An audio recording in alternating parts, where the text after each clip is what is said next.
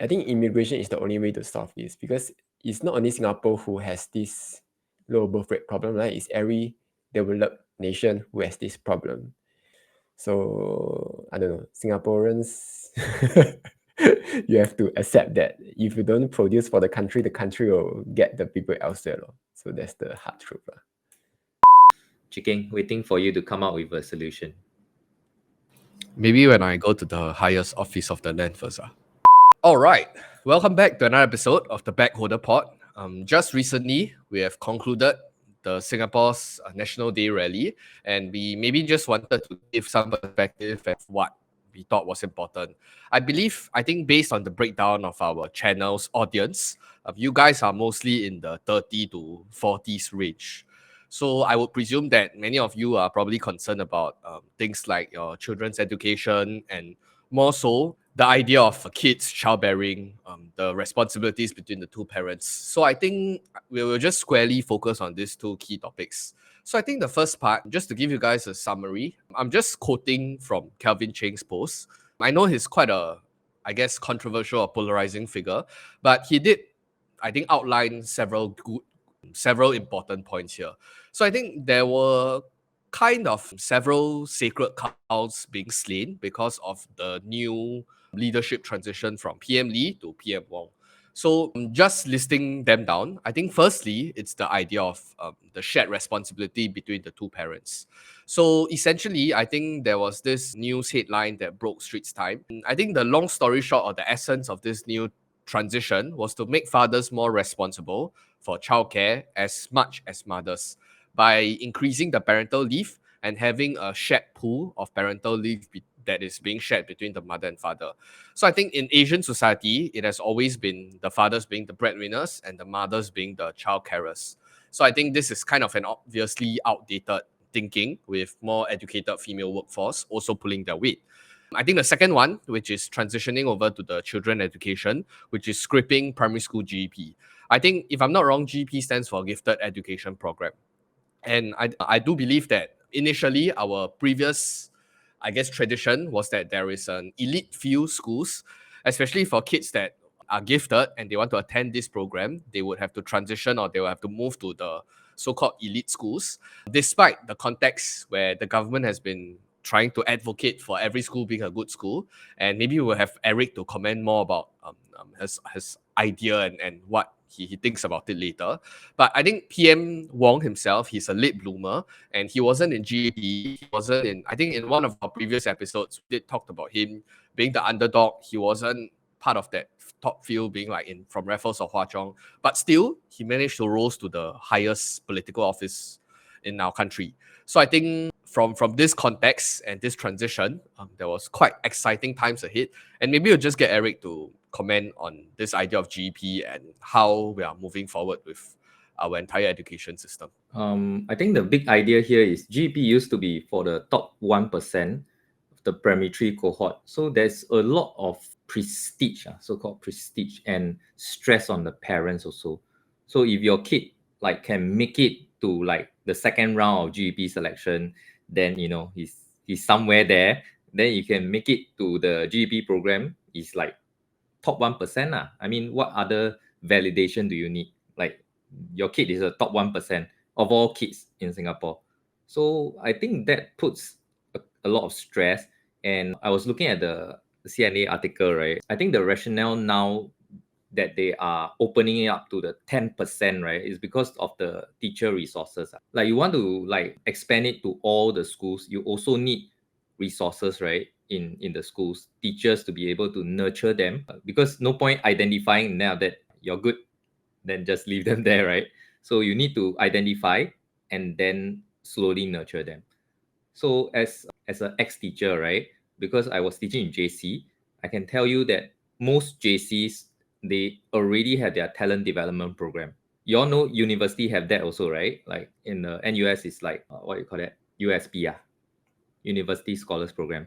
It used to be called Talent Development Program.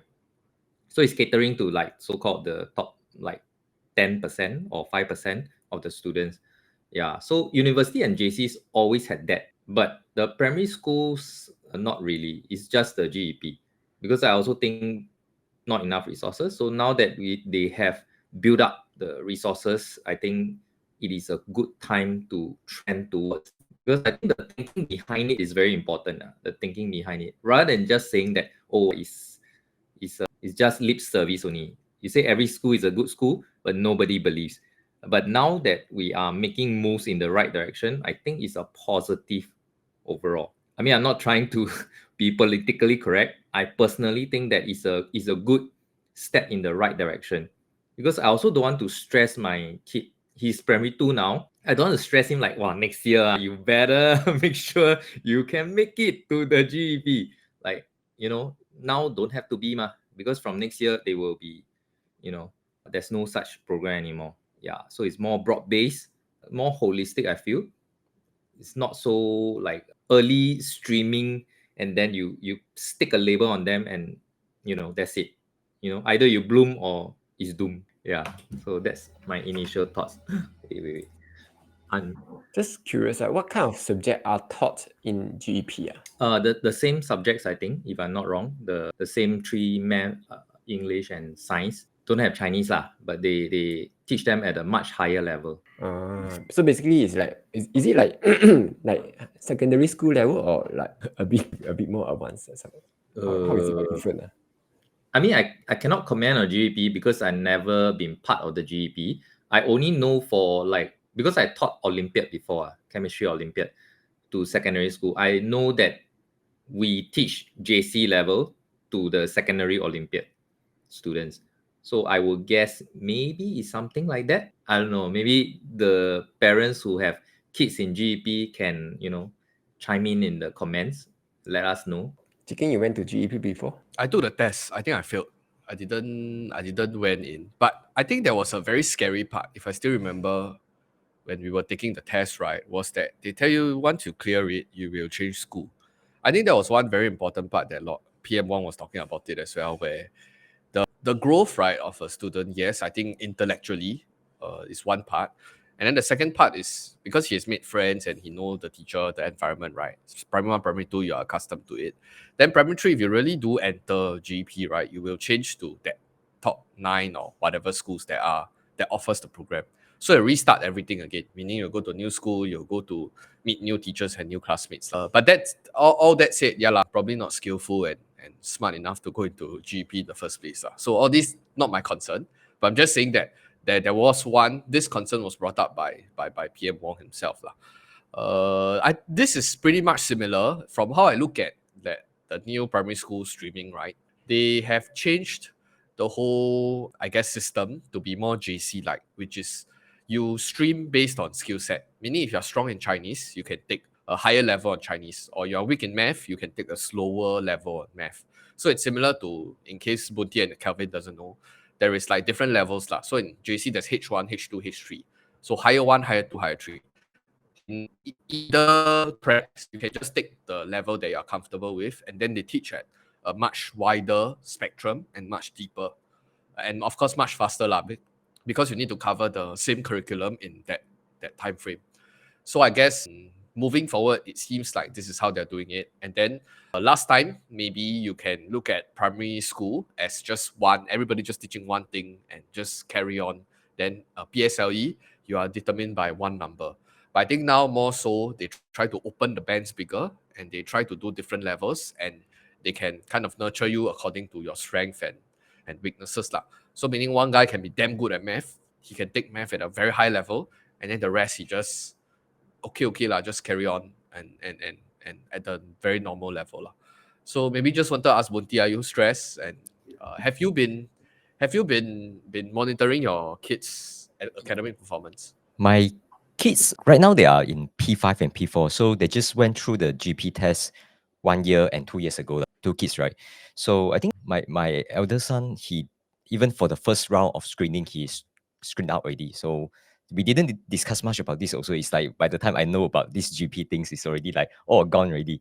Then the second kid, right? He actually went through the first screening. It's like they screen for the top 10% first. And then out of all these top 10%, you go another round and to choose another 10%, right? That's how they arrive at the top 1%. So he went through the first round, so selected. but the second round also failed. So he's definitely not in the top 1%. But I'm not that stressed about this there. To me, it's like, if don't talk about like whether, like they are so-called the 1%, top 1%, right? Do you want to put them to be with the average student so that you learn at their pace? Or do you prefer them, let's say if they're top 1%, right? Do you prefer them to be grouped together, all the smart people, and then compete with each other and see who's better? That kind of like very intense competitive environment, right? I actually not a fan of this kind of environment. I think it's too stressful. So sad that my kids didn't enter the GP lah. But I look at their styles also. They are not like top student kind of thing. So lazy, everyday play. So I don't. I'll be shocked if they're able to get into GP lah. Means is a real genius. Like every day serious. I Yeah. have this friend in army. So he also every day keep gaming on, keep playing his phone. But he was one of the top scorers in Hwa Chong lah. Then Yeah. I'm like, wow, this guy, man, he's made different lah. Like when you go through, you sit side by side with him, right? I think environment actually do play a very important role. I'm just very impressed by some of these, wow, really geniuses. They don't need to listen, everything just hee ha ha, then they still talk. Like, what? Yeah, I actually don't think that we need to like label them. I don't think it's very helpful, because I believe, of course, there are people really those outlier one. They are good in every subject. I know such people exist, but I would think that most smart peoples, right? They are usually smart in one or two areas. So if that's the case, right, I'll prefer them to be like, you just follow the normal syllabus together with your, like normal classmates, right? Just that for the subject that you are good at, maybe as a parent we can do more, right? For example, let's say if my kids is good with maths, right, I can just say, oh, you are now P4, I can pass you P5 questions or P6 questions, see how much you can go, right? So that we can keep that learnings more challenging, because sometimes for those really good students, right, they are way above average, right? They will feel bored if you force them to study at that average pace, right? So but I think that nowadays parents, I guess, let's say for the viewers, our viewers, right? I think for parents, I believe most of them are also educated. So it's not like previous one or two generation where the parents, they don't even know what you study, right? Because they themselves not educated. I'm referring to those like very, very old generations.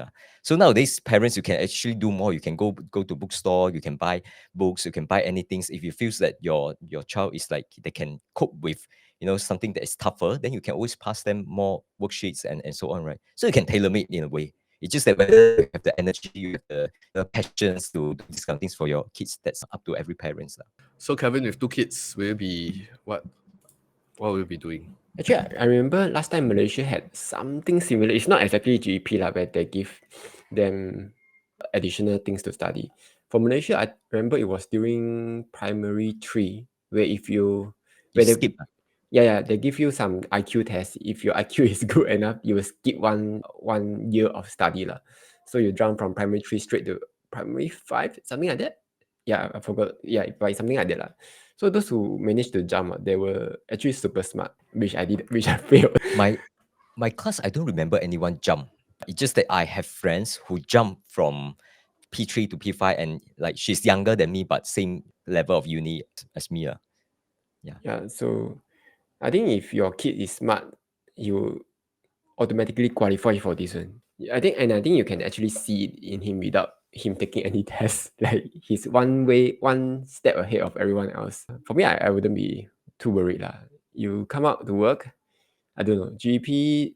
I'm more interested in like if you have GP, then you graduate, then you find a job. Does it mean you have a better job as compared to everyone else? Or is it do you come out on the same footing as everyone else? So I don't know. Is GP student or all management level that kind of people? But in Malaysia's case, if you jump, definitely there is a head start, right? Because it's 1 year less of being in the system and stuff. Not really. I see those who have jumped, right? They come out all work the same jobs. Is that only they come out work 1 year earlier than everyone else? So the job is the same as everyone else. Yeah. I don't know. But Okay. Singapore, the gifted one, the 1% one is, I think it's a lot different as compared to the Malaysia one. Yeah. So maybe you come out, you are a better worker. Maybe I will piss off some people. Still the boss winner. Anyway, we can move on to the second topic, which is on the idea of increasing parental leave. So maybe we'll just get Kevin to talk more about it.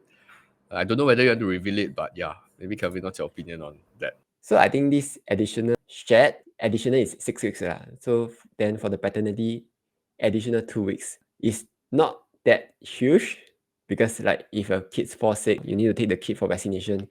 This additional few weeks is meh, but I think it's a good step in the correct direction lah. But I wouldn't think that it will help much in the father helping to take care of the kid, because for me, I'm taking care of the kid at night already. Then in the morning, this additional few weeks, I guess is nothing much lah. For the mother side, I would rather leave the leave to my wife instead lah, rather than take it myself. But I'm more interested in the employer's point of view. Like you give this additional how many weeks? 6 plus 2. Yeah, that's about 1 month and a half. So what will the effect be on the employer's side? You just need to ask Eric as a boss. Do you like this kind of change? I don't have any like a full-time staff, so I am probably not going to be affected. Yeah.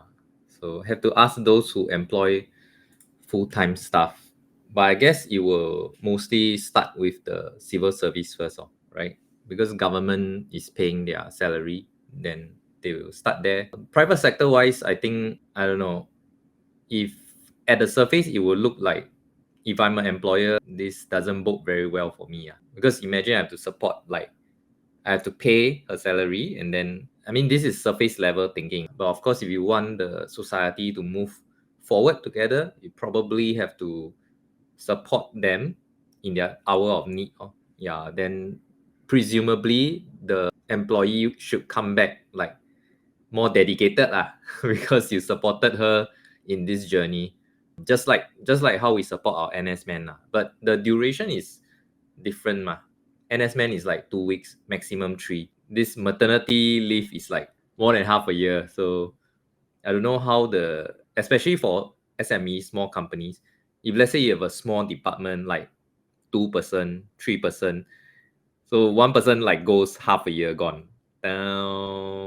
Like the other two will be like, oh, okay, we support, but workload increased by 50%. I mean, it's for big corporation is easier because the workload is spread out, like 10 plus, 20 plus people, like one person off, then okay lah. I mean, everyone takes additional 5%, dong a bit, it still can work. But small companies, it will be very xiong. Imagine if you have one female staff, then she goes, then that department is effectively down for like 6-7 months. So I'm not really sure how that will work out. It will be quite sticky situation for the employers. But I think anyway they have coped with 4 months of mother's leave in the past also lah. So this additional 1 month is like it's like it's like nothing much, right? I think they can take it. And this shared parental leave is really up to the parents to choose, like whether you want to let husband or the wife to take it, right? Yes, correct. Has that been increased? The 10 weeks before this was how many weeks? Before this was 4 weeks shared. 4 weeks. But yeah, I didn't take from my wife, so my wife take the entire 4 weeks. Yeah, I actually think that all this increase, right, will mostly go to the wife, naturally. Because imagine, let's say for the husband, right, if you take the leave, right, I think most people would thought that, okay, because you are paternity leave, you don't need to take it like one whole stretch of leave all at once, right? Usually you will just split out and then you will take on the days, let's say you need to bring the kids to hospital and so on, that kind of situations, right? But I think it's actually not so useful one for the husband to take the leave, because if you take leave like 1 day out of a week, right, or 2 days out of 2 weeks, right, actually your workload is still the same. So because people will expect that, oh, whatever that you are taking care of, you are the one that doing that, right? Even if you go on leave, whether it's annual leave, whether it's parental leave or whatever, you come back, you still need to do the work. So it doesn't really, help you to reduce your workload. But for the mother, let's say if you go for maternity leave, people won't expect you to do the work already. It's like you are gone for 3 or 4 months. People won't expect, okay, I'll wait for you to come back and do. If you can wait for 3 or 4 months, that means it can wait for 3 years. No need to do really the work. So I think it's, for most parents, I think it's more useful for the mother to take, because like if you take 1 more month of leave, right, really you have, in terms of workload, you reduce your workload by 1 month. But if you let the father take, I think it's like useless one. It's like I want to take leave tomorrow, so I work like 16 hours today. Does it work here or not? I don't think it works. Chicken, are you excited for this number of leaves? I think I did share privately, right, in our chat. I did say that I do feel sometimes. Please take my comments with a pinch of salt. I'll grain a huge bag of salt. I do think that sometimes if extraordinary times, right, you need extraordinary measures. I think Singapore might not. We do have low birth rates, but maybe we haven't hit the critical point yet. Compared to our neighboring countries, which is maybe like Korea or Japan, they really have like their birth rates like point something. It's not even one anymore. I don't know y'all heard of the story, which is the boiling water and the frog thing, where because you just keep tempering with the temperature, right? People don't feel it. Like we understand they are trying to push a certain agenda in a certain direction, but it's not drastic enough for people to. There are still a lot of concerns now, which is the housing concern, the cost of living, education, all this stuff, right? I think China has a similar problem as well, and that's why they try to crack down on housing, crack down on education. But you do unless you can do something very drastic and to ease some of these concerns, right? That young parents are worried about. If not, I think this slow push, people just accept it as a new normal. Okay, you increase from 4 weeks to 10 weeks, you increase from 2+2 to mandatory 4. I doubt that it will be a substantial boost in birth rate. I hope to stand corrected, meaning I can eat back my words. But I do look at this as a worrying trend that it will not boost anyway. And people that don't want kids, they're definitely not excited about this anyway. And those that want kids already, then sure, this is a good bonus. You get what I mean? But then those in the middle, there's no strong middle. There is two very big, strong polarizing end, which is those that want kids already want kids, those that don't want to want already. So how are you converting those batches of don't want to want? I think this is above my pay grade. I only can provide my opinion as a fellow Singaporean, but I can't or I don't have a legitimate solution to offer here. So that's just my perspective on things. Yeah.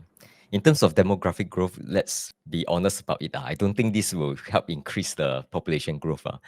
I think the one that really help with the population growth is the immigrations, not this kind of policy.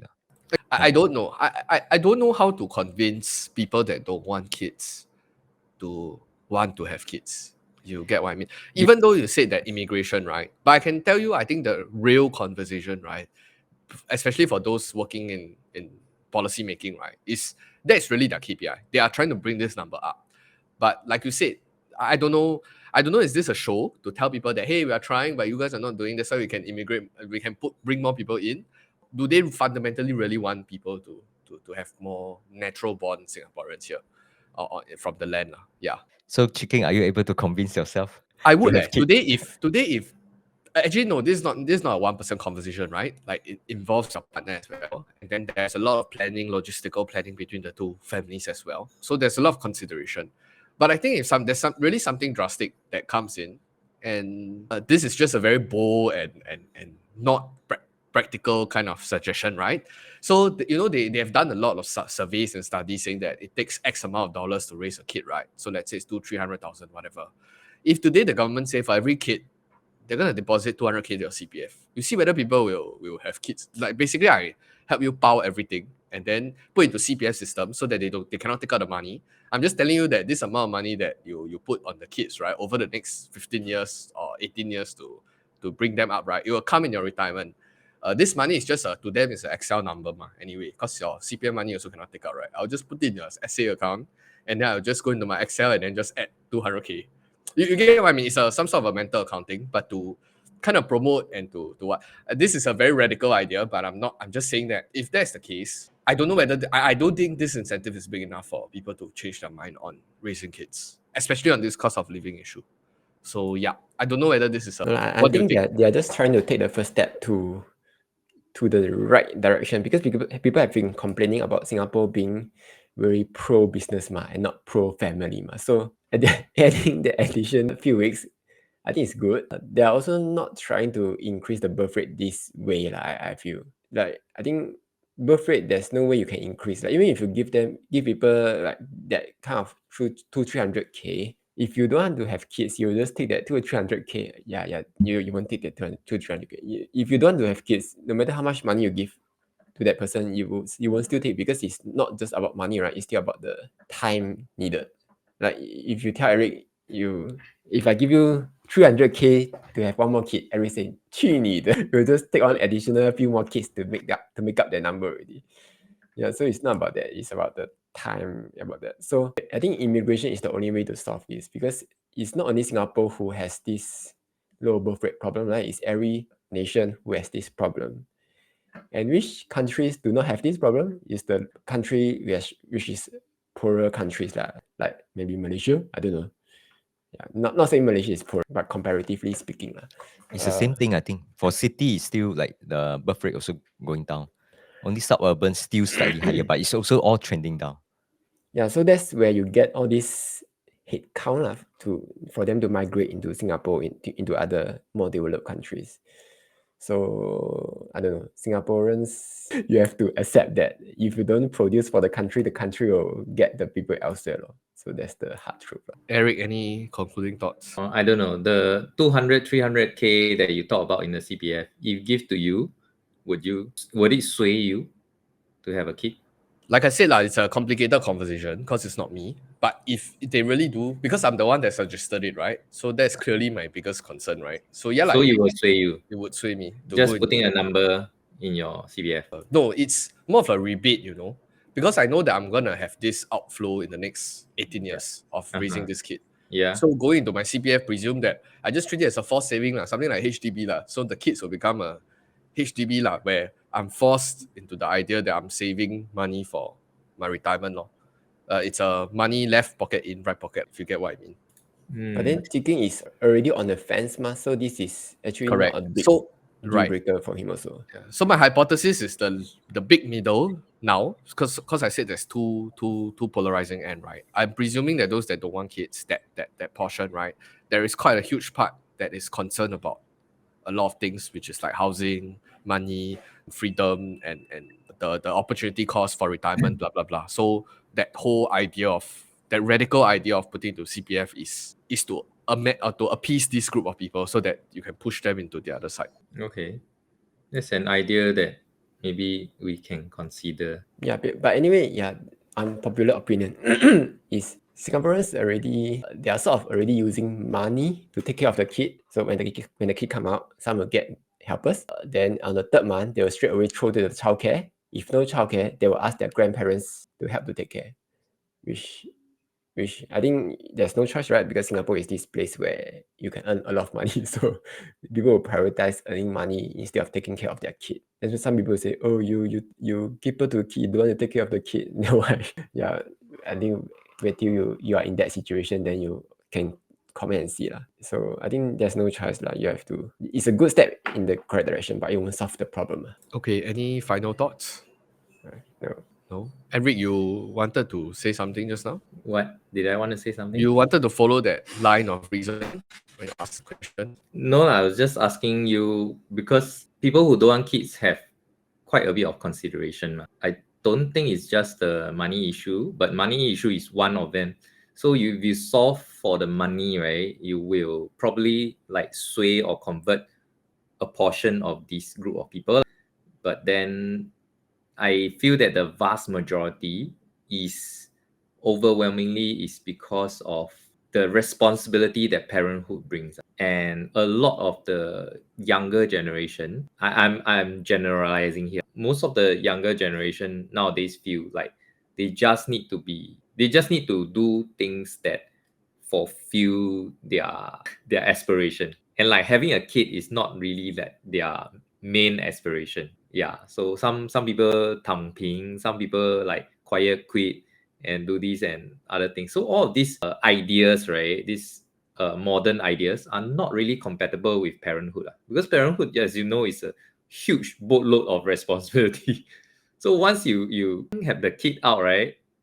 All those things will poof disappear. You can just ask Kelvin.